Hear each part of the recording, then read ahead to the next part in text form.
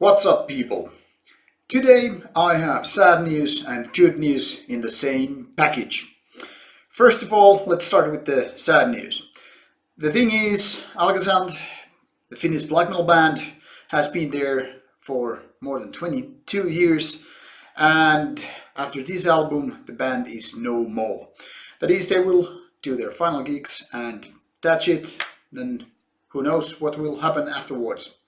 The good news is that their latest and the last album, Coffin Nails, which we have here under review, is a good album. That is, if you like atmospheric, keyboard-filled, traditional atmospheric black metal. Yes, well, let's go take a look how this album looks like. So here we have already broken jewel case, because I managed to use too much power when opening the envelope where this baby was delivered. So let's just open it up and see how does it look like. So very plain CD, no occult elements here. Very minimal inlay here, just black kind of a cardboardish paper here. Same goes on the back side of the album. There are no majestic epic pictures or anything like that, which I guess kind of fits the feeling of the album. So here's the cover. As you can see, the figure of 8 kind of is there in a symbolic way, chaos star or whatever. And here on the back side we can see the lineup information and recording information, and of course the zoom won't just cut it, but keen eyes will notice that there's not only 2 original members but a keyboard player called Trollhorn, which many people remember from Moon Sorrow and well, Fintroll and all that stuff. So inside, the minimal style is continued with very minimal silent lyrics, and here is the band photo, I guess one of the last ones, if not the last one. Torches, a light and all that stuff. So that's it for 8 Coffin Nails. Now, I'm not sure if this cover exactly gives you the right feeling, so to speak, about the album's music, but the rest of the minimal design is very much talking the same language than the music is here, except maybe with one difference. While the overall feeling on this album is like very simple and not, badassery there, the album is actually quite melancholic and sad in a way. It starts with very traditional Alghazanth material, that is melodic black metal, not very extreme in any way, kind of a soft, even, somewhat fast-paced. Melodies are there in place, and everything is just like pure, kind of typical Alghazanth, and even a little bit maybe safe in a way. That is not to say there's nothing wrong with that, but on the contrary, if you are a Alghazanth fan or been liking the previous albums, the very start is kind of a, well, something that one might actually expect to hear from an Alghazanth album. Now, I must confess that at first I was kind of disappointed in how the album, starts to build up the atmosphere, because, in my opinion, the first tracks are the weakest ones. They are not bad, but they are far from being, what I could describe as the best of Alghazanth. They're melodic, synth-filled, well, atmospheric black metal.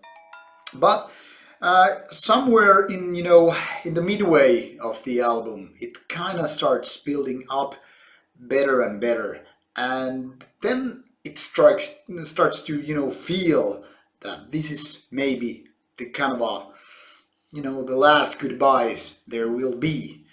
And when the final track actually starts, it's clear that this is kind of a track to end it all, kind of a like very heavy emotional track in a melancholic way.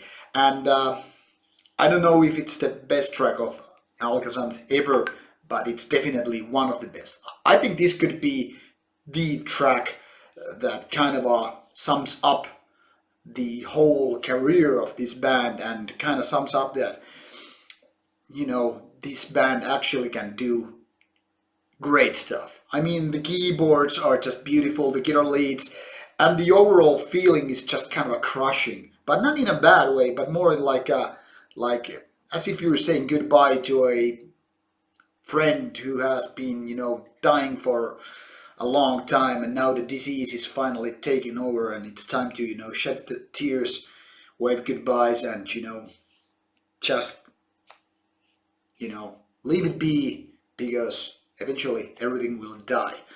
I don't know if that's the way they wanted to, you know, give birth to this song, or, you know, what the story is behind this song, but I really like how this track actually ends not only this album, but kind of the whole career.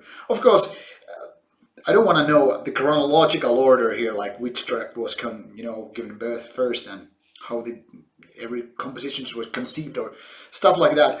But the way that this album ends makes me want to feel that this is the track they, you know, wrote as the last track, you know, as if, you know, as this kind of a goodbye thingy. And it's just so awesome. I cannot underline it too much. But it's not the only good track here, obviously.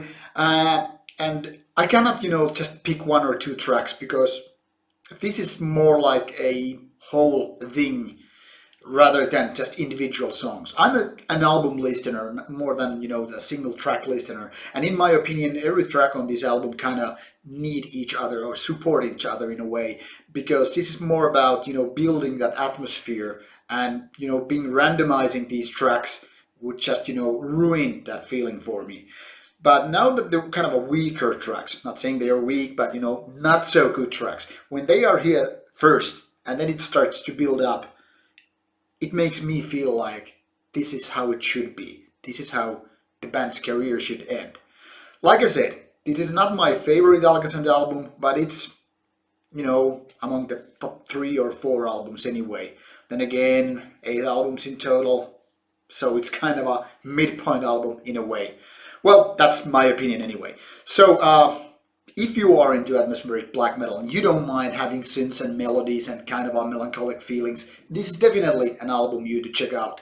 Then again, if that is total garbage for you, you just want to have the raw and violent kind of type, and this is just, you know, way too, I don't know, eeny weeny, touchy-feely stuff, then just skip one. This is not to convert anybody to Alghazanth fan, not at this point anyway. This is kind of a closure album. The kind of a thank you for enjoying the ride with us and so forth. That is my opinion. That is the feeling I get this from album, and it's beautifully carved. I'm kind of sad to say it's not the best one, but then again, well, death rarely is a beautiful thing, even though it has beautiful moments, and that is to sum up this album.